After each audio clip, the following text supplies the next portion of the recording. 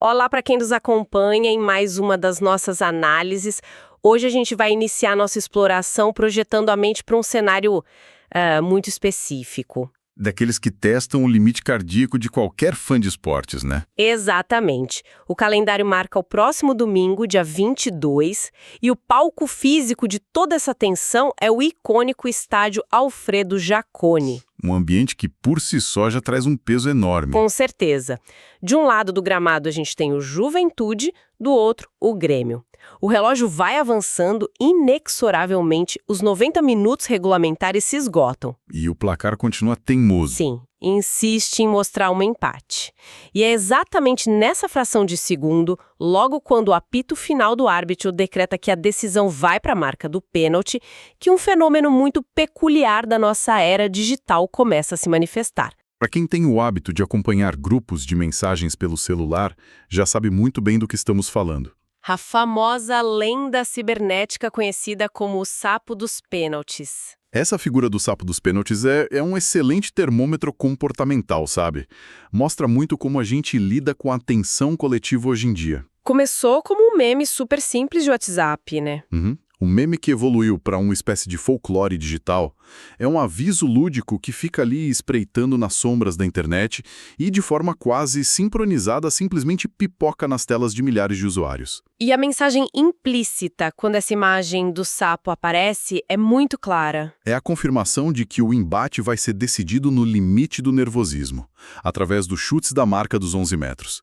No fundo, é uma forma de processar, através do humor, a ansiedade de uma decisão iminente. E a grande expectativa que paira no ar para esse começo de noite de domingo é justamente essa, a possibilidade de um anfíbio mais aguardado do futebol brasileiro voltar a circular freneticamente pelas redes. Tem muita gente de olho no celular. Sem dúvida. E o mais intrigante é que esse meme, por trás de toda essa camada de humor, acaba abrindo portas para análises muito mais densas. Dados bem reveladores. Isso. É por isso que o nosso mergulho profundo de hoje se debruça sobre um conjunto de notas e levantamentos estatísticos absolutamente fascinantes. Capaz que mapeia o que realmente acontece quando a tensão se materializa lá no campo. Exato. Vamos focar especificamente no retrospecto de um personagem central nessas disputas, que é o goleiro Everton. E a nossa missão aqui não é apenas repassar números frios. Não mesmo. O objetivo é desvendar um paradoxo fenomenal dentro dos esportes coletivos. Como é possível explicar, através da lógica ou da matemática, que um atleta apresente um desempenho individual excepcionalmente acima da média e, ainda assim, colecione um número significativamente maior de eliminações do que de vitórias? Esse é o ponto central que desafia a compreensão mais instintiva que a gente tem sobre o conceito de meritocracia no esporte. Porque o senso comum dita que a excelência individual deve ser naturalmente recompensada com sucesso. Exatamente. No entanto, o que torna essa análise de dados tão rica é a forma como ela expõe a fragilidade estrutural do heroísmo isolado dentro de um ecossistema coletivo. O goleiro faz a parte dele. Sim, o profissional atinge o ápice absoluto da sua função, ele executa o trabalho com um nível de precisão técnica notável, mas o resultado final, aquele que fica gravado na história da competição, não reflete essa entrega. Não reflete. É a lente perfeita para observarmos o quanto o sucesso de um indivíduo pode ser completamente ofuscado ou até mesmo apagado pelas falhas do sistema que o cerca. Vamos olhar para os dados concretos para dimensionar isso. Porque as estatísticas brutas ajudam muito a entender o tamanho dessa contradição. Os números falam por si só. O levantamento que temos em mãos revela um ponto principal inquestionável. O Everton possui um índice de interceptações espetacular. É um volume fora da curva. Estamos falando da marca impressionante de mais de 30 cobranças de pênalti defendidas ao longo da carreira profissional dele. Ultrapassar a barreira de 30 defesas nesse tipo de lance definitivamente não é um acaso. É a prova de um padrão de excelência, de leitura corporal do adversário e de tempo de reação apurado. Contudo, o lado sombrio desse dado anomalia estatística é que esse volume impressionante de defesas não se traduz em classificações. Ele amargou muito mais eliminações. E para entender o peso real dessa anomalia, a gente precisa fragmentar esses números e olhar para períodos bem específicos. O caso do Palmeiras, por exemplo. Sim, Se a gente direcionar a atenção para a passagem dele pelo Palmeiras, os dados absolutos ilustram essa disparidade com uma clareza que chega a ser dolorosa do ponto de vista analítico. É de cair o queixo. Durante o período em que defendeu o clube paulista, o Everton esteve presente em nada menos que 10 decisões por pênaltis.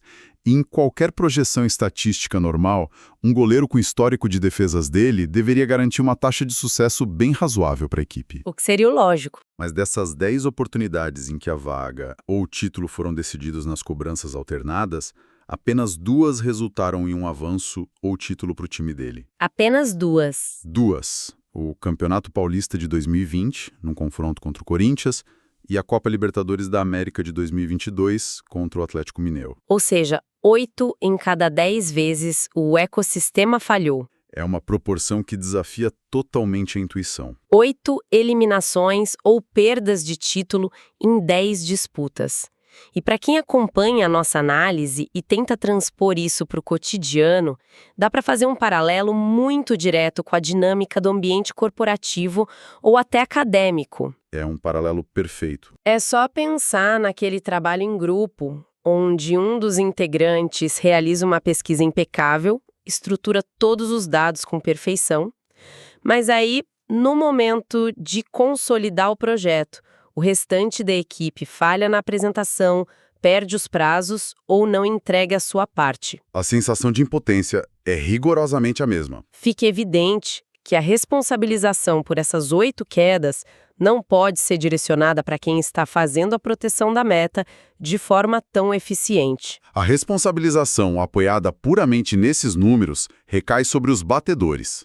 A eliminação é a consequência direta do baixo aproveitamento de quem assume a responsabilidade de executar a cobrança. E o nível desse baixo aproveitamento também está documentado, né? Sim, para ilustrar o quão crítica pode ser essa falha sistêmica, os dados levantados pelo portal UOL trazem uma lupa para um recorte de tempo muito específico, que é a chamada Era Abel Ferreira no Palmeiras. E os números desse recorte assustam. Muito. Durante esse período, o time chegou a desperdiçar assustadores 42,2% das cobranças em disputas de pênaltis. 42,2% de erro. Vamos pausar para processar a gravidade dessa métrica.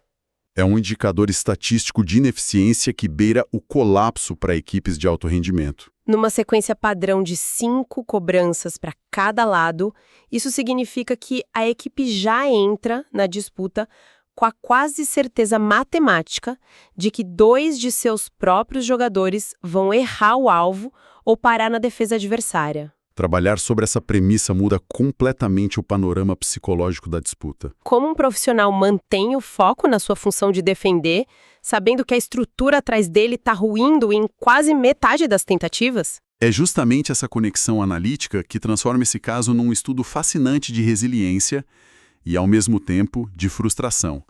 Dá para imaginar a carga mental de executar uma leitura tática perfeita, escolher o momento exato da impulsão, defender a cobrança adversária e minutos depois ver toda essa vantagem competitiva evaporar. Porque o próprio sistema ofensivo carrega uma taxa de erro próxima aos 50%. Exato.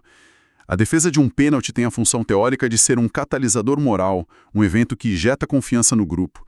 Mas quando a engrenagem ofensiva falha repetidamente, o impacto psicológico dessa defesa é neutralizado. O esforço individual de excelência é sabotado pela incapacidade crônica do coletivo em converter as suas próprias chances. E a longo prazo, a estatística de falha contínua do grupo acaba esvaziando a relevância daquele acerto isolado. Mas a história do esporte tem uma vocação quase literária para construir narrativas de contraste, né? Sempre tem o outro lado da moeda. Se por um lado a gente tem essa montanha de dados apontando para o fracasso do ecossistema, por outro, os registros nos oferecem um contraponto onde a sincronia foi irretocável. Um momento de ápice histórico. Vamos voltar no tempo para o ano de 2016. O contexto era de extrema relevância global. A busca do Brasil pela tão sonhada e até então inédita medalha de ouro olímpica no futebol masculino. Esse evento de 2016 serve como o laboratório perfeito para a gente entender o que acontece quando a parte individual e a estrutura coletiva operam em total harmonia. O cenário ali era de uma carga emocional indescritível. Enfrentando a seleção da Alemanha. Chega o momento decisivo da disputa de pênaltis, onde toda aquela pressão histórica se afunila para a atuação do Weverton. O momento exato da cobrança do jogador alemão Petersen ilustra muito bem o nível de foco exigido. Foi cinematográfico. Foi. O goleiro espera, faz a leitura do movimento no último milésimo de segundo possível e executa um salto de extrema precisão técnica para o canto esquerdo. Ele consegue bloquear a trajetória da bola. Esse detalhe do salto para o canto esquerdo é a materialização perfeita da parte que cabe ao goleiro na engrenagem. O trabalho individual foi entregue com perfeição absoluta. Mas a conclusão desse arco narrativo só ganha a dimensão de trunfo histórico por causa do que aconteceu imediatamente depois. A peça-chave da engrenagem. Na sequência da defesa do Everton, o Neymar caminhou em direção à bola para realizar a cobrança final.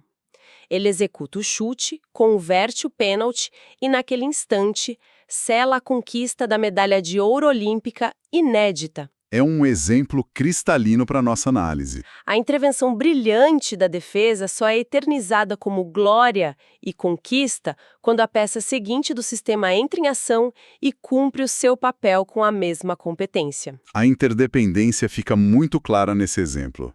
Se a gente retirar a conversão subsequente da equação, a defesa anterior perde o seu peso transformador. Totalmente. Se a cobrança do Neymar resultasse em um erro, a interceptação brilhante no chute do Petersen seria, com o passar dos anos, reduzida a uma mera nota de rodapé em mais um capítulo de eliminação traumática. O sucesso definitivo, aquilo que realmente entra para a história e molda a percepção pública sobre o desempenho de um profissional, está estruturalmente amarrado à competência alheia. O ouro olímpico é a representação visual de uma equipe onde as falhas foram minimizadas e o rendimento individual foi validado pelo aproveitamento do grupo. Mas, como a imprevisibilidade é a verdadeira regra nas competições, o contraste temporal do que ocorreu a seguir é de não acreditar. Uma virada de chave muito rápida. Avançando a nossa linha do tempo, em apenas um mês após essa consagração absoluta com a medalha de ouro olímpica, um intervalo de pouco mais de 30 dias, o panorama muda drasticamente. Saímos do contexto de seleções e voltamos para o cenário de clubes. Mais especificamente na Arena do Grêmio, em um confronto válido pelas quartas de final da Copa do Brasil. E vale mencionar um detalhe peculiar de nomenclatura que situa bem a época dessa nossa viagem no tempo. Um detalhe curioso. Naquele momento, o Everton defendia as cores do Atlético Paranaense, que ainda grafava o seu nome sem a letra H. Exatamente, era o Atlético sem o H ainda. E essa transição temporal tão curta entre o ápice e a adversidade é o que torna esse recorte analítico tão valioso para a gente. O que aconteceu naquela noite? Os registros relatam que foi o retrato de uma batalha alucinante. O contexto da partida já era de um desgaste profundo. O Atlético consegue construir uma vitória por 1-0 no tempo regulamentar, Empatando o placar agregado. empatando e forçando a decisão para os pênaltis. E é a partir do momento em que o árbitro autoriza o início das cobranças que a dinâmica daquele paradoxo estatístico que a gente comentou atinge níveis cinematográficos. O desenvolvimento dessa disputa de pênaltis específica desafia a probabilidade. O Everton atinge, mais uma vez, um nível de performance assombroso. Ele vai muito além do que se espera. Ele consegue realizar a defesa em 3 cobranças do Grêmio. O nível de dificuldade não era baixo. Ele parou o chute do Wallace, na sequência neutralizou a tentativa do Douglas e ainda frustrou a cobrança do Luan. Matematicamente, ter um goleiro que impede 3 gols em uma mesma decisão de quartas de final deveria ser o passaporte carimbado para a classificação de qualquer equipe. Em um cenário estatístico razoável, interceptar 3 cobranças encerra a disputa com folga. Mas a tragédia esportiva que se desenrolou em seguida escancara o argumento central do nosso mergulho profundo. Em uma virada irônica e devastadora, enquanto o rendimento defensivo atingiu seu pico, o aproveitamento ofensivo desmoronava. 3 dos próprios companheiros do Everton também não conseguiram converter os seus pênaltis. Todo o impacto monumental de anular 3 tentativas adversárias foi sistematicamente apagado pela ineficiência dos batedores do seu próprio time. Essa simetria de erros prolongou a decisão, levando o nível de esgotamento físico e mental dos atletas ao limite até a fase das cobranças alternadas.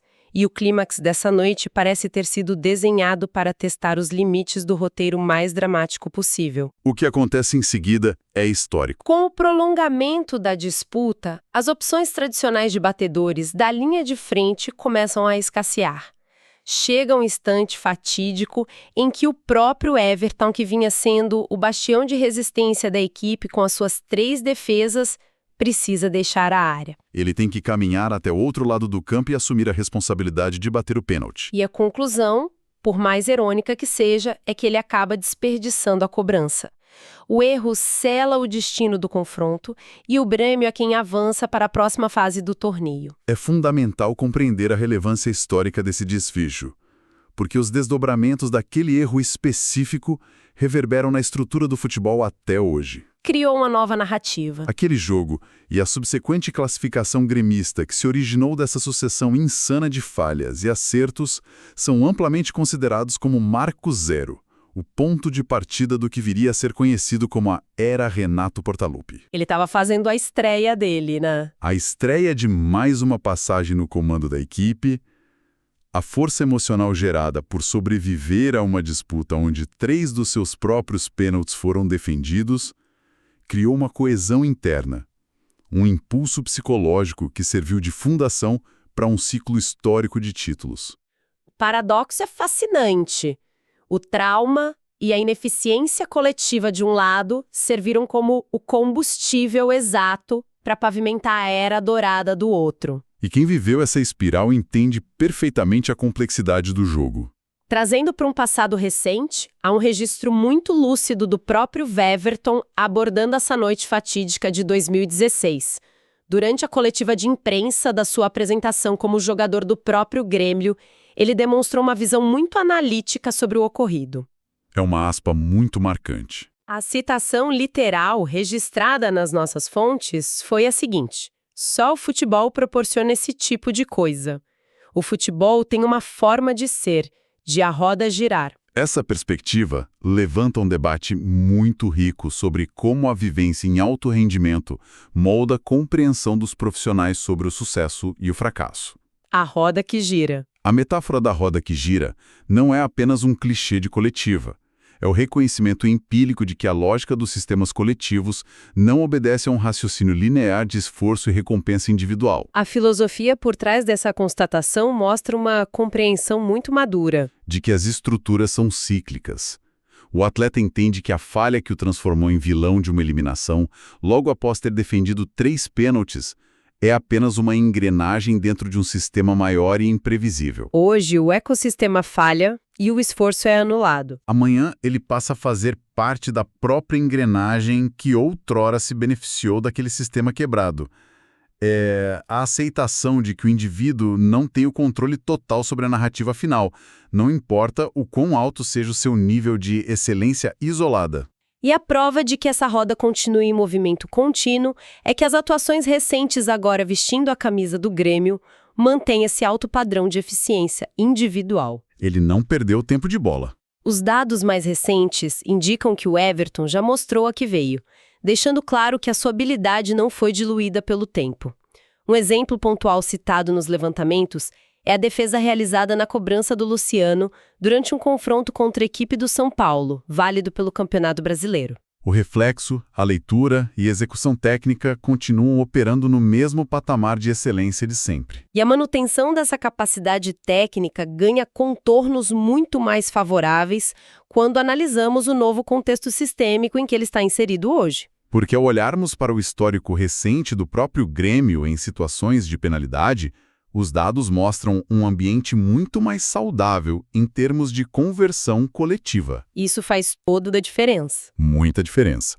No ano passado, a equipe apresentou um retrospecto altamente positivo, superando os adversários e avançando de fase em 3 oportunidades distintas através das disputas de pênaltis. Esse histórico prévio cria um alicerce psicológico robusto. Ingressar em um grupo que já comprovou ter um índice aceitável de acertos tira parte do peso que esmaga a mente de quem fica debaixo das traves. Para honrar a precisão dos dados que norteiam a nossa análise, é importante detalhar as especificações exatas desse retrospecto recente de sucesso do Grêmio nas cobranças alternadas do ano passado. Como exatamente aconteceram esses avanços? Das 3 classificações mencionadas, 2 ocorreram com o Thiago Volpi assumindo a posição no gol, sendo uma delas em um embate contra o próprio Juventude pelo Campeonato Gaúcho e a outra contra o São Raimundo em partida válida pela Copa do Brasil. E teve a terceira classificação? Sim, a terceira classificação, registrada nos dados,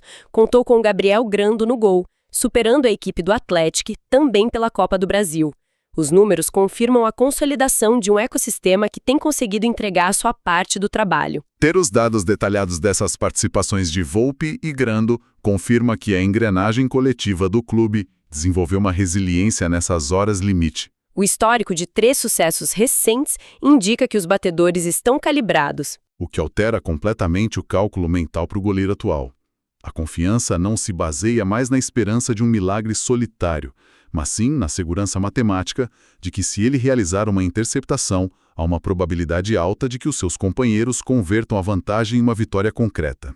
A sintonia fina entre a defesa e o ataque. Aquela mesma que vimos funcionar tão bem no exemplo de 2016 com a seleção, parece estar presente na dinâmica recente da equipe gaúcha.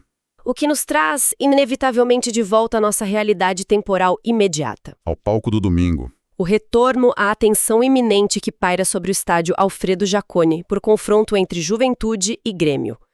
Se o equilíbrio persistir após o tempo regulamentar, todo esse contexto, as mais de 30 defesas acumuladas, a roda inconstante que nunca para de girar. E a expectativa pelas engrenagens do coletivo. Tudo isso convergirá para o gramado na hora da decisão.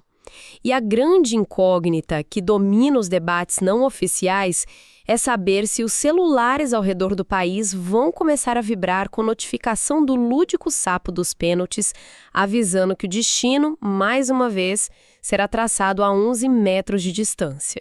Essa é a grande beleza da confluência entre a análise fria dos dados e a imprevisibilidade do momento esportivo.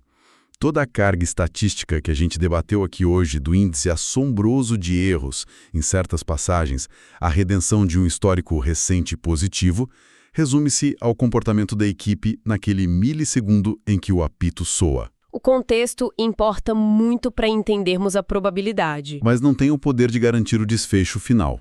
A roda gira. Encaminhando a nossa exploração para os momentos finais, a grande reflexão que a gente pode consolidar é que o mergulho na trajetória e nos números de Verton serve como um lembrete estrutural muito poderoso. Um aprendizado para várias áreas. As estatísticas brutas de sucesso e genialidade de um único indivíduo podem, com extrema facilidade, ser mascaradas, diluídas ou até anuladas pelas deficiências da estrutura que o cerca.